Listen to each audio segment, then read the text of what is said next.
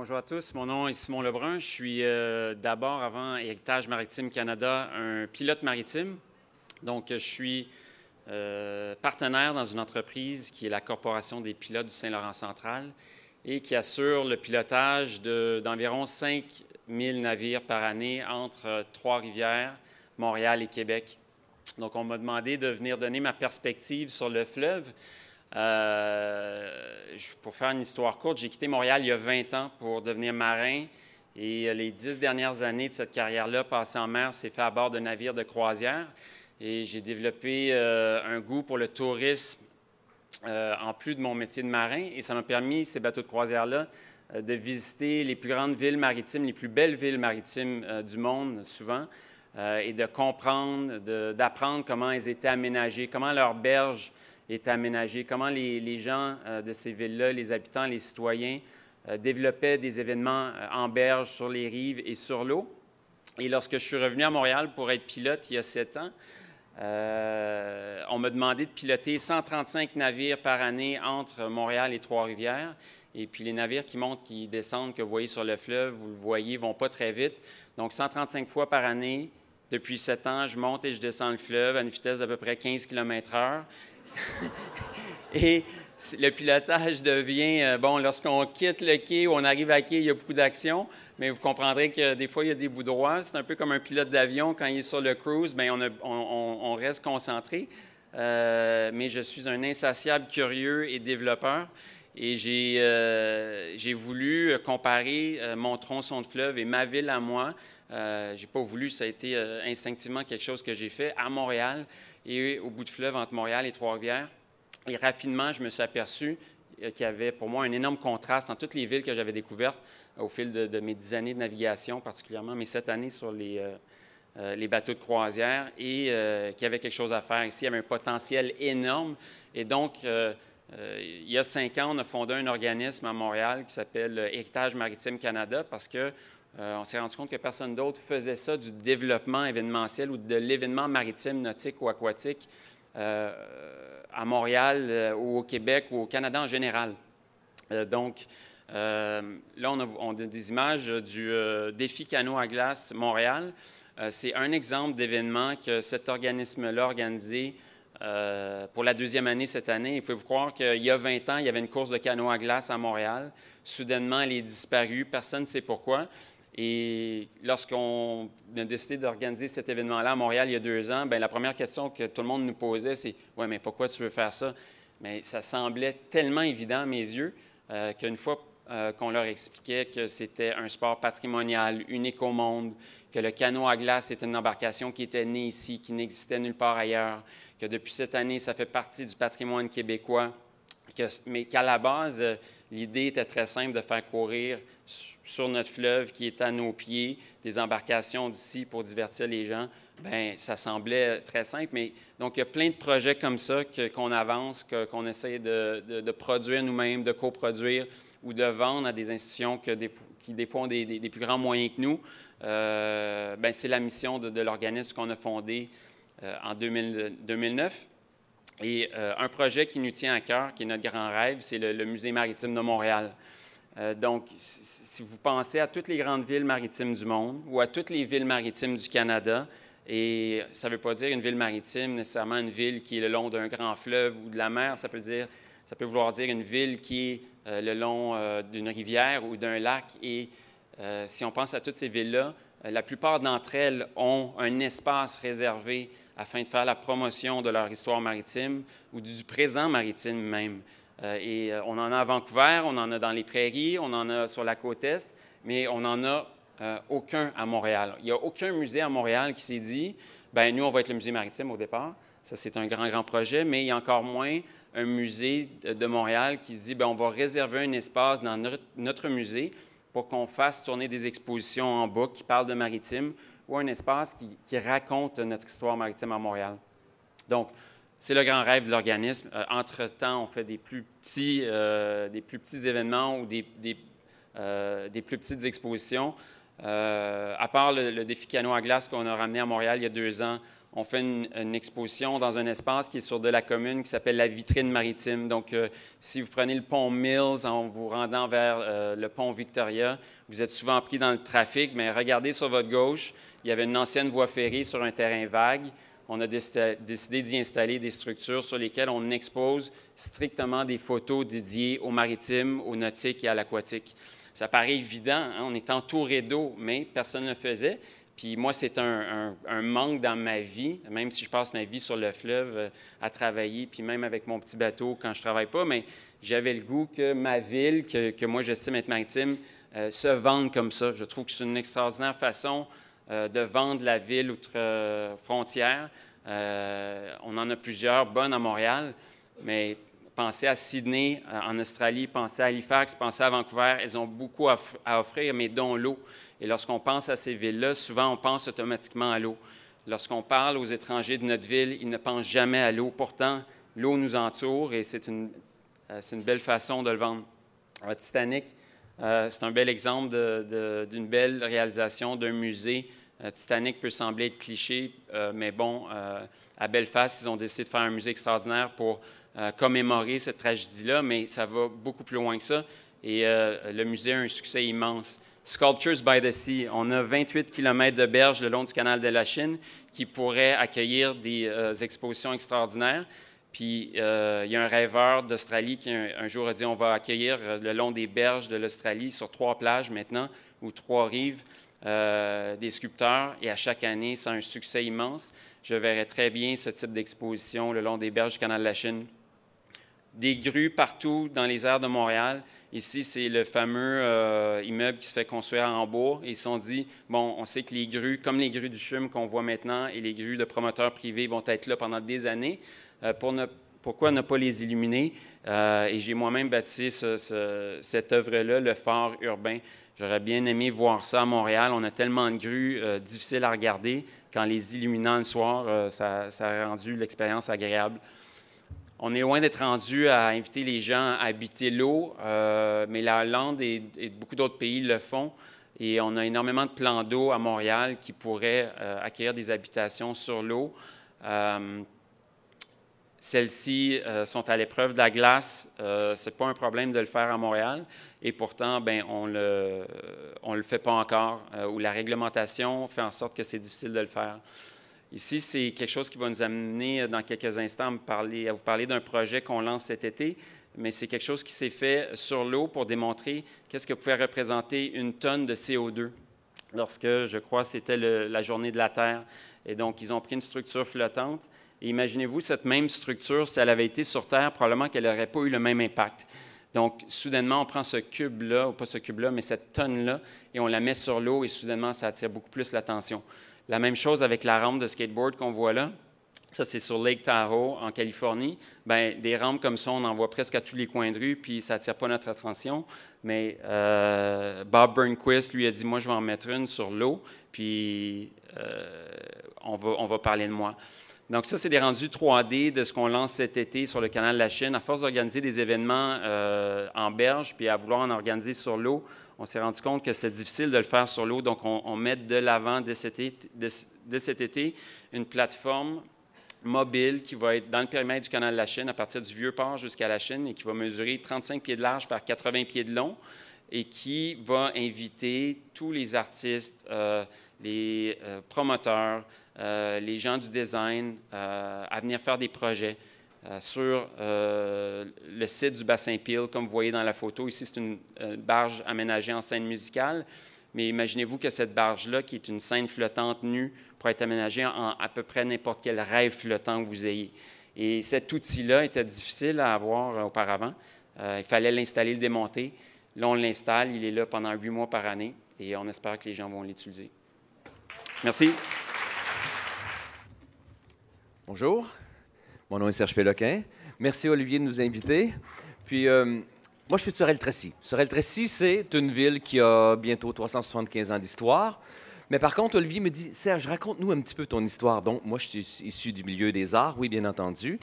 Puis, Sorel-Tracy, ben, c'est un milieu, un coin qui est entre terre et eau. Terre et eau, dans quel sens? C'est que, à la fois, Quand on parle de culture, ben, la culture, c'est ce qui permet à un humain de se situer. C'est dans ce contexte-là. Alors, nous, on est entre terre et eau, comme je disais tantôt, mais aussi, qu'est-ce qu'il faut reconnaître chez nous? On est tous et toutes des enfants de la shop.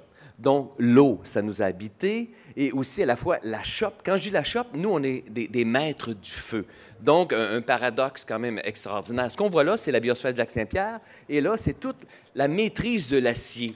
Que ce soit Rio Tinto, QT Ferro-Titane, que ce soit aussi Baylite et tout le reste. Donc, on a constamment dansé avec le feu à Sorel-Tracy dans notre territoire, dans notre coin de terre. Et ce qui a constamment inspiré un peu ma vision hein, sur le plan artistique. Alors, vous voyez, les 3 flèches sont là, c'est je suis né là, j'ai étudié là et j'ai travaillé là. Alors, imaginez le territoire pour s'épanouir. Hein?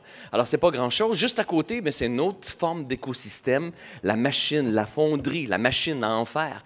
Donc, toute ma jeunesse, parce que mes parents m'ont initié, bien entendu, à devenir un technicien en instrumentation contrôle industriel, mais finalement, tout ça a fait en sorte de ne pas fonctionner et j'ai continué de maîtriser le feu à ma façon. Ce qu'on voit là, naturellement, c'est l'art pyrotechnique.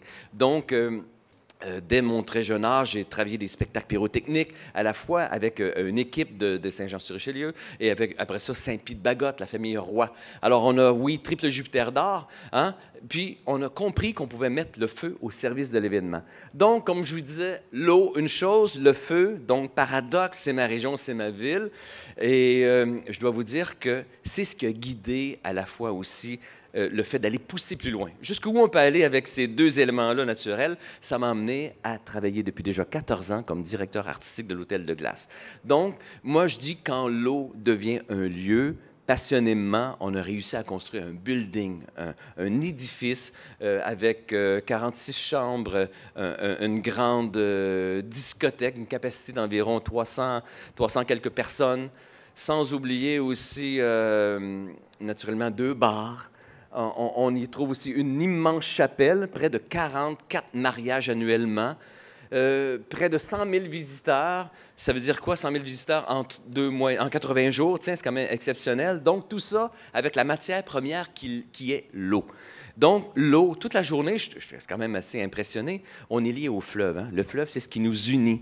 Alors, quand je regarde la capacité de développement touristique de l'eau, puis tous les aménagements que vous faites, imaginez que ça le prend de l'eau aussi pour pouvoir s'épanouir, pouvoir grandir. Donc, c'est quand même assez interpellant. Comment on réussit à développer avec la matière première, le fleuve, l'eau, la glace, les températures? Alors, on doit créer un lien. Et ce qu'on voit là dans la photo, c'est un hommage que j'avais fait à Anthony Gaudi, hein, architecte que vous connaissez à Sagrada Familia dans le haut. On regarde les différentes casas. Alors, on a trouvé des façons de connecter les touristes, les visiteurs, avec un souvenir, une icône dans le souvenir reptilien. Qu'est-ce qui nous lie à une émotion? Alors, l'inspiration, ça se partage. C'est que j'ai mis sur pied le concours Architecture éphémère. Donc, on reçoit environ 40 projets annuellement. Et puis, on trouve un président ou présidente d'honneur. Dans ce cas-ci, c'était Mme Phyllis Lambert qui avait accepté d'être présidente d'honneur de l'événement. Et on construit 3 projets. Et les architectes, qu'est-ce qu'on leur demande? De sortir de leur zone de confort. Alors, on crée la suite, on crée le lieu, on l'aménage et il y a des gens qui l'habitent, qui le vivent. Alors, souvent, ces étudiants-là, des 4 universités, on a aussi intégré UQAM, parce que dans notre démarche, il n'y a pas d'exclus, vous savez. Alors, on crée le lieu et à la fin, ben, ils vivent une expérience quand même extraordinaire de comprendre un peu l'aménagement. Frozen, l'inspiration, ça s'exporte. Imaginez, en 2009, les producteurs et coproducteurs et directeurs artistiques de Frozen sont venus visiter ce que nous, on a fait. Et eux avaient l'idée pour leur film de faire une espèce de grotte. Puis quand ils ont su qu'en Amérique du Nord, il y avait un hôtel de glace aussi majestueux, aussi grand, ils sont venus s'inspirer. Et quelques années plus tard, bien, ils ont décidé de venir faire le lancement de leur DVD chez nous en disant « Vous nous avez grandement inspirés pour nos différentes images, nos différentes scènes et tout ça. » Donc, ça veut dire l'inspiration, ça s'exporte. Non seulement ça s'exporte, mais aussi ça se partage. Et c'est ce qui m'amène à vous parler aussi de où on s'en va par rapport à l'aspect artistique lié au récréo-touristique ou à la fois. Alors ça, c'est un port qui est le port de Sorel-Tracy, ma ville natale. Ma famille est là depuis 11 générations. NW, c'est comment faire un New Wow de ce lieu un peu moche. Alors, New Wow, ça veut dire quoi? Comment on peut retransformer ce lieu et lui donner un concept un peu de revitalisation. Alors, c'est là qu'on a travaillé à aménager cette place publique avec hôtel de 55 chambres, un aménagement, quai d'accommodement et sans oublier aussi un vieux bâtiment, que vous voyez la petite couronne en rose, c'est des espèces de voiles d'acier avec lumière pour faire en sorte que sur la voie maritime du Saint-Laurent, donc ça veut dire le fleuve Saint-Laurent, qu'on voit cette icône. On n'a pas les moyens en Australie là, de nous aménager des lieux extraordinaires, mais on va réussir avec la lumière, avec la matière qui est métal chez nous, avec les infrastructures, de créer une ambiance. Qu'est-ce que le touriste recherche? Une ambiance, une atmosphère. Alors nous, on a décidé de créer des atmosphères, créer des ambiances, créer des lieux où les gens vont être bien. Parce qu'on va finalement oublier ce qu'on a dit, on va oublier ce qu'on a fait, mais jamais on n'oubliera comment on s'est senti dans un lieu, dans un endroit. Alors, c'est là-dessus, à mon avis, qu'on a décidé de miser. Et comme on dit Lac-Saint-Pierre, grande place publique, on a fait un projet pilote avec Écomaris, des expériences. Alors, nous, ce projet-là est lié à la Réserve mondiale de la biosphère du Lac-Saint-Pierre, qui est juste à 8 minutes de chez nous. Donc, Sorel-Tracy devient la porte d'entrée de la Réserve mondiale de la biosphère. Et on a un partenariat avec Espace pour la vie. On va développer, on va produire de l'événement, oui, mais des expériences à partager. Patrimoine bâti, on en a chez nous. On a décidé de les pimper, en français, on pourrait dire les pimp mon marché, pimp mon lieu, pimp la ville, pimp tout ça. Alors, ce marché-là, naturellement, il a connu plusieurs périodes dans sa vie. Alors, la dernière, qui va commencer en juin, alors c'est pour lui donner un aspect un peu plus contemporain. Et puis, ça deviendra notre salle de spectacle pour Sorel-Tracy dans le quartier du Vieux-Marché. Le projet du quai numéro 2 commence en mai prochain. Et comme on dit Lac-Saint-Pierre, une fois que les élections seront réglées, qui auront élu. Alors, pourquoi? Quand on est créatif, quand on a des idées, souvent, ça ne marche pas toujours. Alors, un jour, j'ai décidé de mettre ma face sur une pancarte, puis de me faire élire. Puis, je suis devenu le nouveau maire de Sorel-Tracy. Alors, puis merci, oui, merci. Par accident, mais j'assume bien mon rôle. Et rappelez-vous, la meilleure façon de rencontrer des opportunités, alors, c'est déjà d'en être une soi-même. Alors, Sorel-Tracy est une opportunité. Bienvenue chez nous. Bienvenue les créatifs. Il y a un maire qui vous attend. Merci.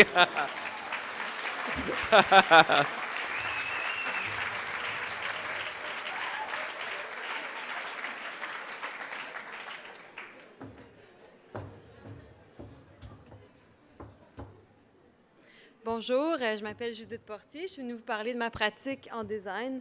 Moi, je suis designer de l'environnement, c'est-à-dire que je travaille dans l'espace urbain, dans la ville, mais aussi dans les commerces, dans les institutions, avec plusieurs types de clients, pour créer des espaces qui vont les représenter, qui vont diffuser différents contenus en rapport avec la nature de ces projets-là, mais surtout qui vont être des espaces d'interaction, c'est-à-dire qu'ils vont mettre l'être humain, le participant, au cœur de ces projets-là. Pour moi, une grande source d'inspiration, c'est la vue que j'ai qui est imprenable sur la ville. Donc, moi, mon studio est dans l'est, dans Hochelaga-Maisonneuve.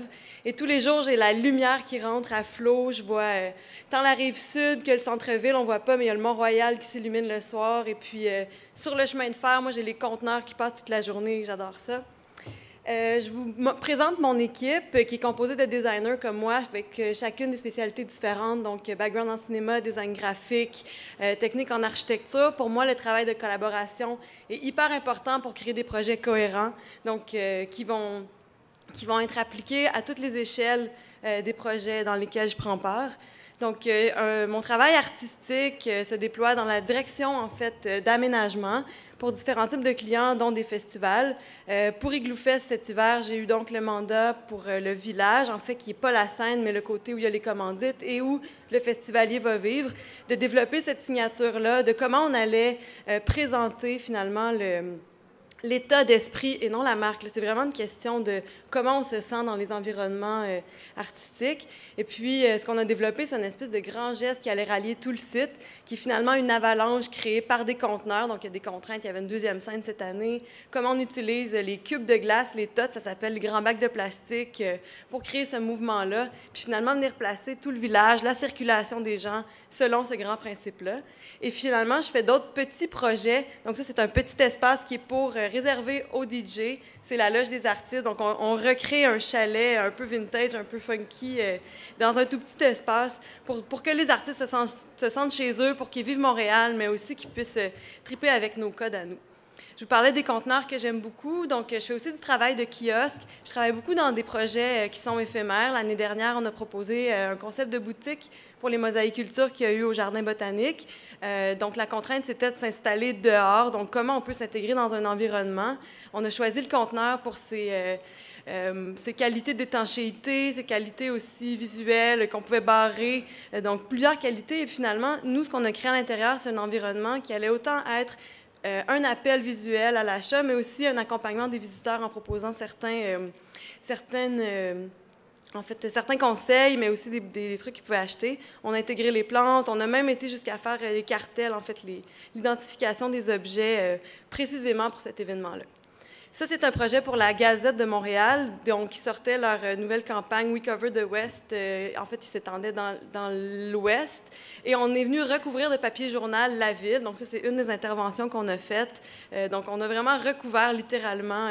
Dans ce cas-ci, c'est une vache qu'on a placée à la ferme. Et puis cette vache-là, c'est très drôle. On l'a appelée Josette pour plein de raisons, mais elle est restée et c'est devenu une vache qui se promène de projet en projet, qu'on a présenté l'année dernière au Festival d'art chromatique. Donc, ça devient une espèce d'objet qu'on promène puis qu'on habille aux couleurs des différents événements. En ce moment, elle est à mon atelier. Elle accueille les gens qui rentrent. C'est bien intéressant d'avoir cette signature-là qui se promène.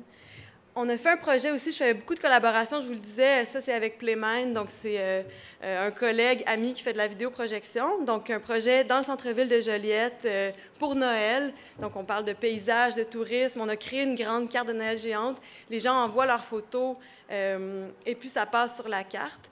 On a aussi fait un projet cet hiver à Ottawa. C'était un appel à l'art public. Il y a eu 5 cabanes qui ont été proposées. Ça a été très, très artistique, les propositions qu'ils ont reçues. Nous, en design, on avait le goût d'imaginer un nouveau contexte puis d'appliquer le thème qui est les souvenirs d'hiver. On a recréé un coucou géant, mais dans lequel la participation était importante. Les gens pouvaient choisir eux-mêmes, en tournant les molettes, l'heure de leurs souvenirs. Pour Noël aussi, on fait à chaque année depuis 4 ans un projet dans Verdun. Ce projet-là, je l'affectionne beaucoup parce que derrière l'idée de mettre le Père Noël, encore une fois, dans un conteneur, on veut créer un espace public. Ce conteneur-là, on l'a acheté, ça devient un outil événementiel dont on sert sur la rue pour rallier les gens parce qu'on le présente toujours au même endroit à chaque fois qu'on fait un événement. Donc, le conteneur arrive, les gens savent qu'il y a quelque chose à l'intérieur. La première année, ce qu'on a fait, c'est qu'on a véhiculé l'idée que le conteneur était arrivé par l'eau. On parlait tout à l'heure des berges de Verdun, l'accès au fleuve qu'il y a dans la ville, seulement à cet endroit-là.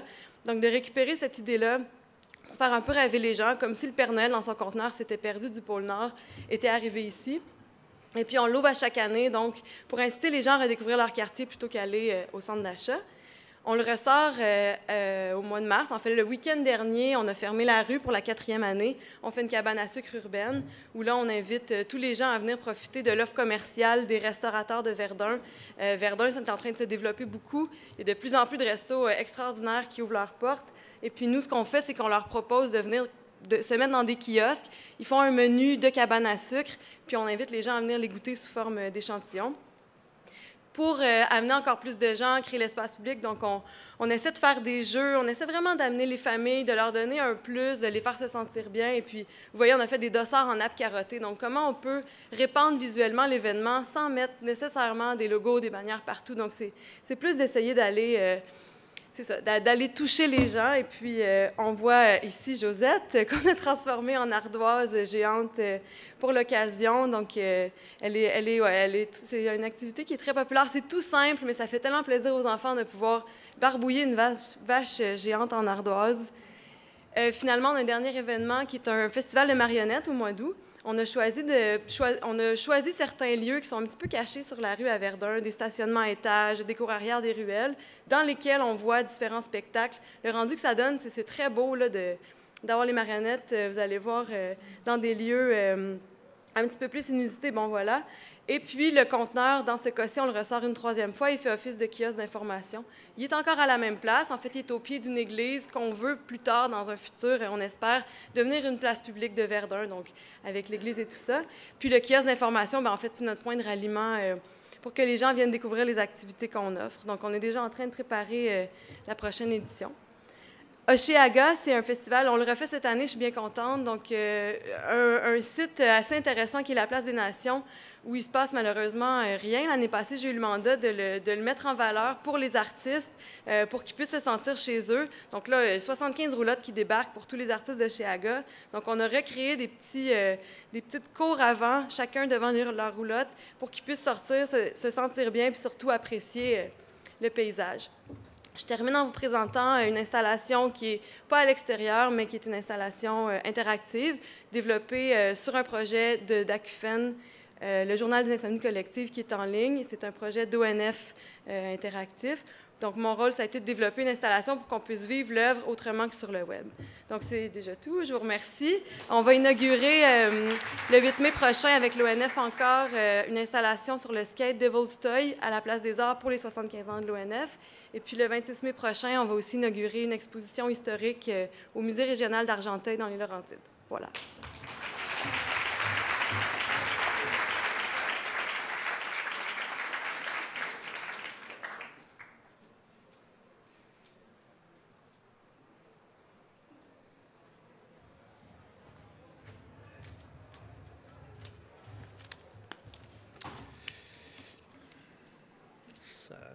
Vous devez commencer à vouloir prendre un verre. Alors, je ne suis pas maire de Saint-Hyacinthe. Les images que vous allez voir, c'est des images réalisées dans le cadre d'un événement qui a pour nom Orange, l'événement d'art actuel de Saint-Hyacinthe. C'est un événement qui jumelle à la fois l'art contemporain, d'une part, et d'autre part, l'agroalimentaire. La présentation d'œuvres d'art contemporains dans la ville de Saint-Hyacinthe, s'agit-il d'un succès? Je parlerai plutôt d'un petit miracle qui perdure depuis bientôt 30 ans. En dehors des grands centres que sont Montréal et Québec, la présentation de l'art contemporain n'est pas une chose facile. Je dois dire pour ma part que j'ai travaillé longtemps à Montréal en tant que directeur du Mois de la photo à Montréal. Et je suis originaire, en fait, de la région de Saint-Hyacinthe. J'ai grandi sur une ferme. Ça m'apparaît important de savoir de quoi l'on parle. Et pour cette raison, j'ai pensé mettre sur pied cet événement jumelant l'art contemporain et l'agroalimentaire. Donc, Saint-Hyacinthe, l'art contemporain, pour ma part, ça va plutôt bien à Saint-Hyacinthe. 70 expositions déjà que nous avons présentées à Expression. Expression est un centre d'exposition, est une institution muséale reconnue et soutenue par le ministère de la Culture et des Communications qui est située au 2e étage du marché au centre-ville, dans la vieille ville de Saint-Hyacinthe. En 2003, désirant mieux rejoindre la population locale et souhaitant obtenir une reconnaissance à l'échelle nationale québécoise, nous avons mis sur pied l'événement Orange, l'événement d'art actuel de Saint-Hyacinthe. Orange est une triennale, ou dit autrement, une grande exposition thématique qui se disperse dans le centre-ville de Saint-Hyacinthe et aussi dans le jardin Daniel A. Séguin. Il s'agit d'un laboratoire de réflexion qui amalgame l'art contemporain et l'agroalimentaire. Pourquoi l'agroalimentaire? Tout simplement parce qu'il s'agit de la caractéristique principale de la région de Saint-Hyacinthe. N'oublions pas que la région est reconnue comme étant le jardin du Québec. À retenir aussi, donc, l'amalgame du mandat, la diffusion de l'art contemporain et la réalité régionale, l'agroalimentaire, l'agriculture. Recherche et quête de public. Dans la politique muséale adoptée en l'an 2000 par le gouvernement du Québec, on retrouve 5 orientations et la première est celle-ci, citoyen d'abord. Dans mon cas, à Saint-Hyacinthe, le citoyen d'abord, ça pourrait vouloir dire absence d'art contemporain. Ce petit miracle mascoutin, les Mascoutins, ce sont les gens de Saint-Hyacinthe, Masca, la rivière Yamaska, les Mascoutins. Alors, ce petit miracle mascoutin est dû au respect rigoureux de la mission. On ne peut pas parler de concession quand on regarde la liste des expositions présentées à Expression depuis 1985, ou si peu. La médiation et l'attention accordée à la fréquentation est présente à l'esprit de la direction, mais certainement pas au prix d'une programmation édulcorée. L'important expression de savoir de quoi on parle et de savoir le transmettre. Ainsi, de mon point de vue, le musée, Expression et l'événement d'art contemporain peuvent jouer un rôle de créateur de sens avec une portée sociale, éducative et, pourquoi pas, morale. Pour une institution muséale et un événement d'art contemporain ou d'art actuel, je ne ferai pas ici aujourd'hui la distinction entre l'art contemporain et l'art actuel, ça serait plutôt peut-être un peu trop nouveau pour vous. Il m'apparaît important d'avoir, au-delà d'une mission claire, une ligne directrice qui orientera les choix artistiques. Dans notre cas, cette ligne directrice, elle prend la forme d'une question. Qui sommes-nous, citoyens du 21e siècle? Cette ligne directrice, elle vaut autant pour Expression que pour l'événement Orange. Avec Orange, nous sommes encore plus précis en construisant l'événement sur la thématique de l'agroalimentaire. Créer un tel événement d'art actuel dans la capitale agroalimentaire du Québec n'était pas sans risque. N'oublions pas que la région préconise principalement la production industrielle des denrées alimentaires, tandis que les artistes sont plutôt critiques à l'égard de ce type de production. Nous étions bien conscients de cela et, justement, c'est parce que nous étions conscients de cela qu'il nous apparaissait important d'aller de l'avant avec l'idée d'en faire un laboratoire de réflexion. L'important, pensons-nous, est de questionner le quotidien des gens à partir de bons sujets d'études sans prétendre détenir la vérité à ce propos. Orange s'est tenu à 4 reprises déjà en 2003, en 2006, 2009 et 2012. Considérant l'appui pour la tenue d'une 5e édition de l'événement qui se tiendra en 2015, je vous invite, on peut dire que nous avons su relever le défi. Le public peu familier avec l'art actuel entretient parfois avec les œuvres présentées dans le cadre de Orange une relation ambiguë. Il veut voir ce qu'il ne veut pas voir. J'y perçois en quelque sorte un effet thérapeutique sur une population qui est à la fois puritaine et très intéressée à découvrir des nouveautés. Avec Orange 2009, nous avions pour thème éthique et esthétique. Anecdote, vous avez peut-être vu, ben voilà, ce sont ces images-ci. Ce 3 pièces et demie recouvert complètement de ketchup, tous les gens venaient en disant où est la salle de ketchup, où est le ketchup, où est-il? Et en même temps, dans les journaux, on avait c'est effrayant de mettre du ketchup dans un appartement, etc. Donc, je réfère à ce double regard, à cette double attitude que les gens ont devant les œuvres d'art actuel, d'art contemporain. J'y vois, en quelque sorte, avec les années, un effet thérapeutique bénéfique. La présentation de l'art contemporain, surtout en dehors des grands centres, comporte fréquemment des risques. C'est facile de démolir l'art contemporain sur la place publique avec une approche populiste. Ce faisant, en tant que diffuseur de l'art contemporain, il faut être prêt à affronter la tempête et tenir son bout. Il faut avoir les nerfs solides et savoir répondre poliment et clairement. Votre photo se retrouve régulièrement dans le journal local, ça peut vous ébranler. Dans mon cas, je dirais que la page est tournée, que la bataille a été gagnée par l'art contemporain, et ce, aux dépens de personne, au bénéfice de tous. Et ce, je crois, s'explique en particulier par le respect de la communauté. L'art contemporain est un milieu parfois perçu comme vulnérable, mais c'est de moins en moins vrai. Nous avons la chance d'être ancrés dans un solide réseau, université, conseil des arts, revues spécialisées, marché de l'art, regroupement d'artistes, etc. Ça fait beaucoup de monde. Depuis 20 ans, la présence des sciences humaines dans l'art contemporain nous facilite la tâche et je réfère ici à la présence de préoccupations sociales et psychologiques dans les œuvres d'art contemporain. L'écologie, par exemple, intéresse actuellement de nombreux artistes.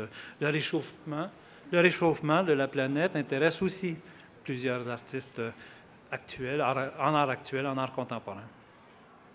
En art contemporain, on y retrouve des expositions audacieuses, certes, mais solidement appuyées par un discours articulé, généralement médiatisé, intelligemment, selon les publics visés. Il est important de ne pas faire de concessions dans le choix des œuvres, ce qui serait une erreur dans ce secteur d'activité qu'est l'art contemporain. Mais plutôt, il faut rendre les œuvres accessibles par la médiation et par le choix de thématiques qui rejoignent les gens. De mon point de vue, donc nous sommes situés au marché centre de Saint-Hyacinthe. De mon point de vue, à partir d'un engagement profond et sincère envers à la fois la communauté desservie et le milieu de l'art contemporain, tout devient permis, ou presque. Merci à vous.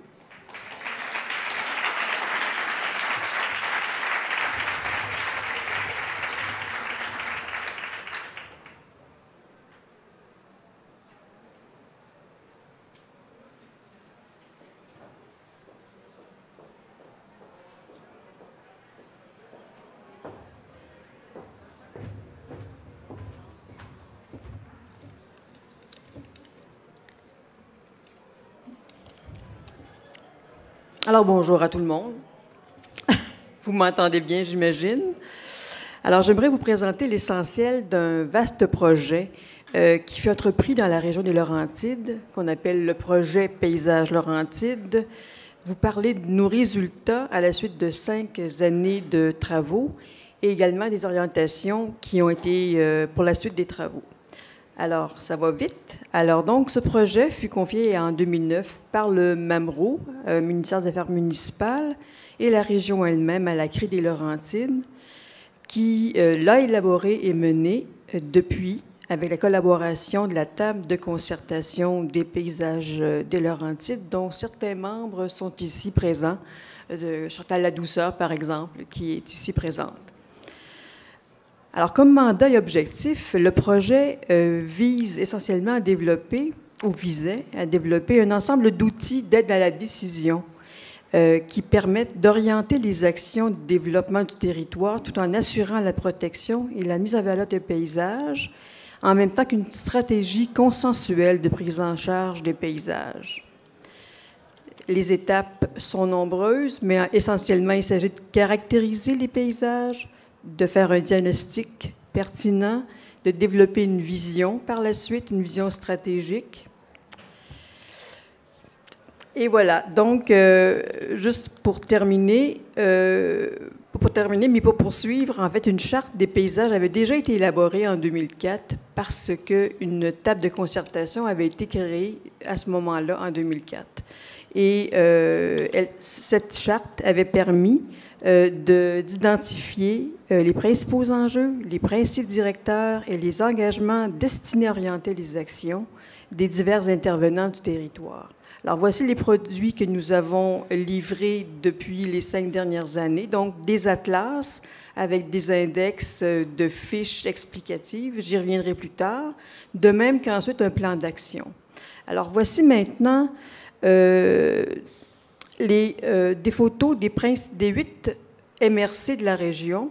Alors, en fait, ici, ce sont nos œuvres d'art, ce sont nos paysages qui sont ici d'une beauté, en tout cas, je me permets de le dire, extraordinaire. Alors, voici, par exemple, vous avez vu avant les paysages des grands réservoirs d'Antoine Labelle, les paysages de la MRC des Laurentides.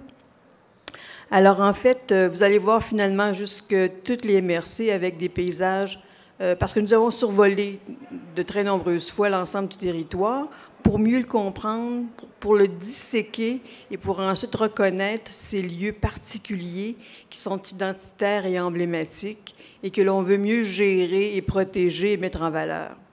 Alors, par exemple, voilà. Alors, simplement aussi pour revenir sur l'Atlas, tantôt, je vais en profiter pour plugger ce que je voulais vous dire. En fait, donc, l'Atlas nous permet de définir, de former un document de référence, un document qui permet d'asseoir les décisions qui seront prises par la suite par l'ensemble des intervenants. Alors, par exemple, les décideurs pourront faire des choix documentés. Les atlas permettront de leur produire des informations utiles qui permettront d'intégrer le paysage dans des politiques sectorielles, dans des réglementations, dans des instruments de gestion du territoire et de l'aménagement urbain, comme les schémas d'aménagement, des plans d'urbanisme.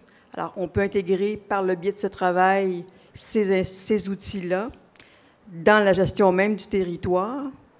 Et même, l'Atlas permet également de baisser certains coûts et de raccourcir des délais quand on élabore des études d'impact environnemental, car l'étude du contexte est déjà produite, de même que si l'on fait des plans d'aménagement, de design de certains lieux. Alors, évidemment, le contexte est déjà détaillé, expliqué, documenté et analysé. Pour le public, l'Atlas permet de mieux participer au processus décisionnel en matière d'aménagement et également, il permet de réaliser des programmes d'éducation et de sensibilisation. Et pour les professionnels, évidemment, tous ces avantages sont également bons pour eux, de même qu'il permet donc de mieux anticiper les défis en matière d'application et de recherche. Alors, voici ici une image satellitaire de la région des Laurentides avec ici un découpage provenant du Code écologique de référence du ministère du Développement durable. Évidemment, ici, vous voyez au nord la partie Laurentide méridionale et au sud, la partie des Basses-Terres. Dans un document ici qu'on appelle notre index B, là, nous avons fait l'analyse à diverses échelles d'analyse du territoire, donc des paysages les plus globaux aux paysages les plus fins. Donc, voici donc l'échelle de la région. Alors, voici comme à l'échelle d'une MRC, donc une échelle plus détaillée. Chaque unité de paysage, donc, est un espace territorial qui possède une composition particulière, qui possède une visibilité particulière, puis une perception et une valorisation particulière. Donc, le développement de ces territoires-là devra être différent. Maintenant, autre élément qu'on a fait dans un autre document, voici les éléments particuliers du paysage, les lieux d'attrait, les lieux d'observation stratégique, les points de repère. Voici une carte des lieux importants ou d'intérêt supra-régional ou régional à l'échelle de la région des Laurentides, il y en a une vingtaine.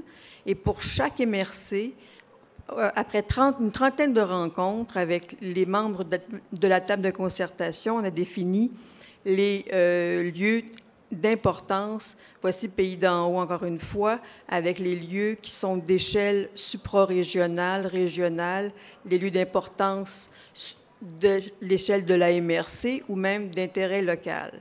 Ceci permettra donc de reconnaître et de faire des recommandations sur ces lieux-là. Voici des fiches qui accompagnent évidemment ces lieux-là et forcément, elles seront toujours incomplètes parce que le paysage se transforme, le paysage se modifie et forcément, au fur et à mesure, évidemment, du temps, ils seront donc mis à jour. Voici notre plan d'action. Suite donc aux analyses effectuées, il s'agit de définir et d'orienter les actions qui permettront de régler les problèmes constatés. Ce plan d'action-là nous permet donc de définir ces actions-là. Voici donc ici un projet structurant notamment, parce que c'est par les projets très souvent que l'on peut, je dirais, stimuler, mobiliser les gens, le milieu même et les politiciens notamment. Et par exemple, nous avons eu une subvention tout récemment pour le parc linéaire du Petit Train du Nord. Alors, ce projet sera amorcé dès cet été pour une reconnaissance comme paysage culturel patrimonial. Alors, voilà, j'aurais voulu avoir plus de temps, j'en avais pour longtemps. Merci.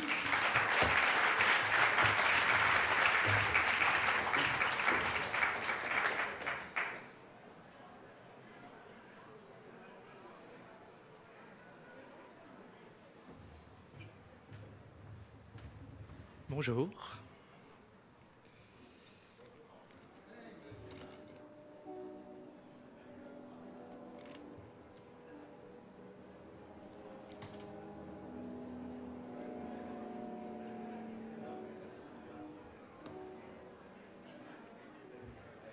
Alors, Audiotopie, littéralement entendre le lieu.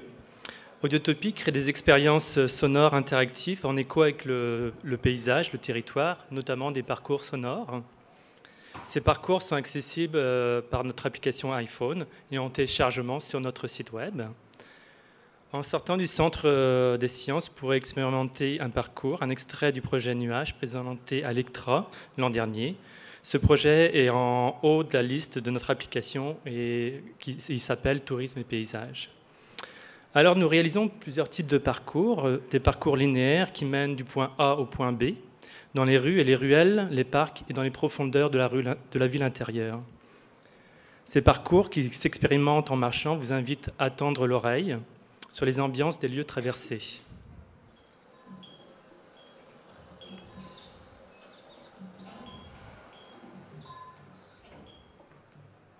Sur l'image, vous pouvez voir la matrice de 1900 points sonores disposés sur le parc La Fontaine, un projet dans lequel l'auditeur déclenche les sons en se déplaçant sur le territoire.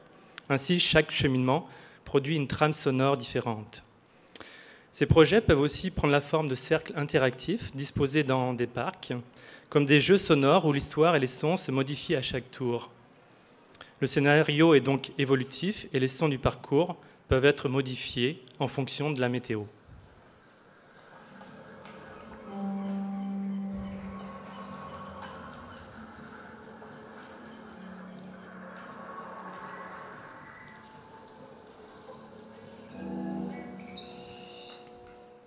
Nous sonorisons également des espaces publics. Dans le cadre d'Art Souterrain, nous avons installé un ensemble de 8 haut-parleurs dans le corridor du Centre de commerce mondial. Ce système diffusait une composition jouant avec le rythme de déplacement des passants et les effets sonores du lieu.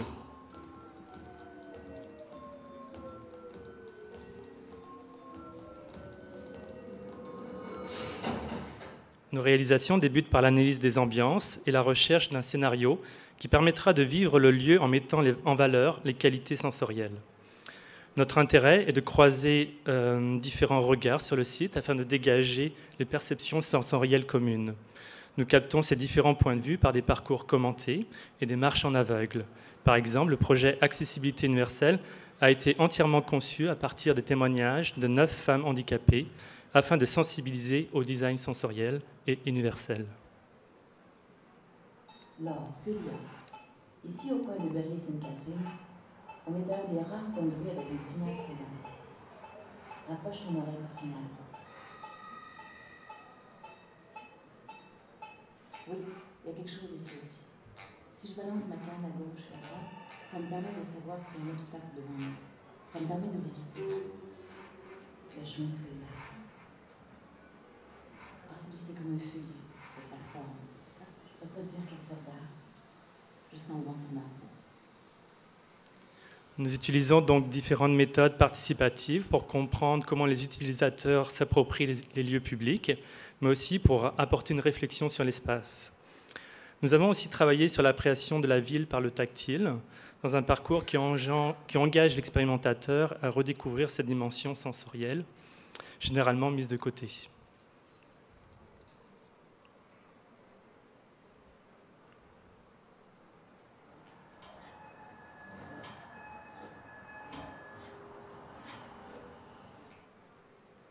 Généralement, la pratique de paysage utilise des outils visuels, des plans, des cartes, des représentations 3D. Dans quelle mesure ces outils d'aide au projet centrés sur l'image n'excluent pas les autres sens qui sont difficilement représentables? Notre approche vise donc à développer des outils complémentaires pour rendre compte des dimensions de l'expérience dans toute leur complexité. Nous aimerions partager ces outils avec des concepteurs pour aller plus loin dans l'analyse des usages et des ambiances, afin d'enrichir les projets d'aménagement. Nous portons une grande attention au paysage et aux effets sonores, par exemple les effets de coupure, de crescendo, de fondu enchaîné, qui se produisent dans certaines configurations. Notre intérêt porte sur les textures des matériaux et sur l'influence des gens sur le paysage sonore.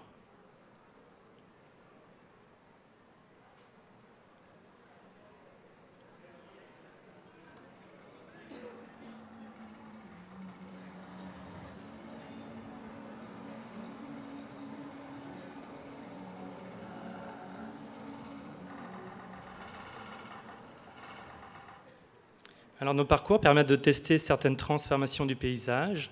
Ils engagent l'auditeur dans une expérience, un cheminement où sa perception du paysage en mouvement sera altérée, modifiée, augmentée, renouvelée par la bande sonore. Depuis les témoignages des usagers jusqu'à l'implantation du projet, le parcours sonore devient une trace de l'expérience de conception. Cette approche récursive entre le site et le projet, entre l'usager et le concepteur, favorise un processus d'apprentissage partagé.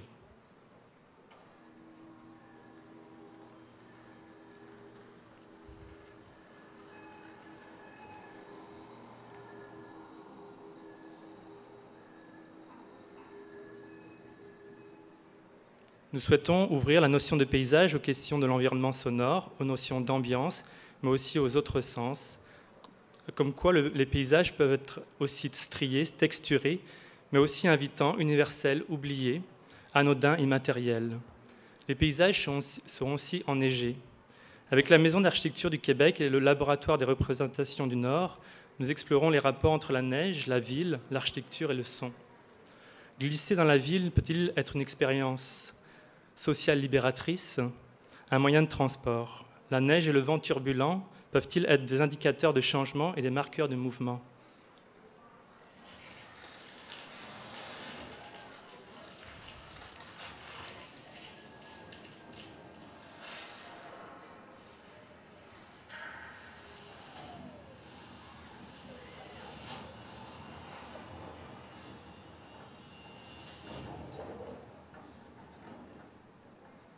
Nous présenterons bientôt le résultat d'une étude sur les espaces souterrains dans 3 villes asiatiques, Nagoya, Shenzhen et Séoul, grâce à la bourse Phyllis Lambert Design Montréal. Ce voyage vise à comparer les environnements sonores intérieurs et à pousser la réflexion sur les outils de conception. Actuellement, nous réalisons un projet dans le cadre d'une consultation publique visant le réaménagement du boulevard Gouin à Rivière-des-Prairies.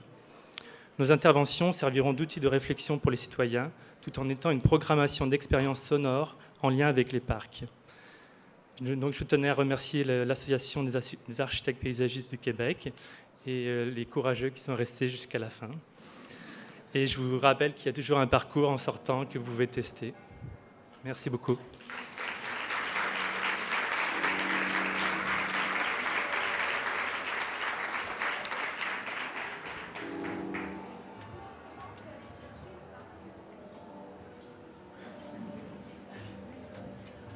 Donc, les parcours sont accessibles sur notre site web audiotopie.com ou sur notre application iPhone téléchargeable gratuitement sur le App Store.